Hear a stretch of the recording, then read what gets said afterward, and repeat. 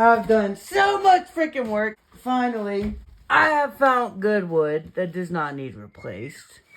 Thank God. Yeah, here we go. Look at all that. Brand new. I'm gonna stand over here real quick and record the other side. I've really been getting at it, son. Cut out my hole for the toilet, my hole for the drain for the washing machine. I don't know why the hell it goes in the ceiling, but whatever. It is sick, son. All brand new joists.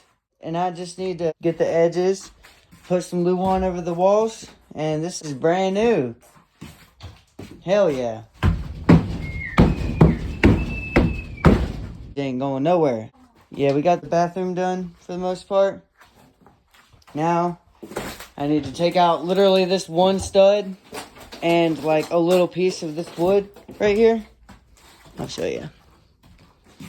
Yeah, this shit's still bad. But I'll show you on the outside. I'm pretty sure I took a video of it earlier.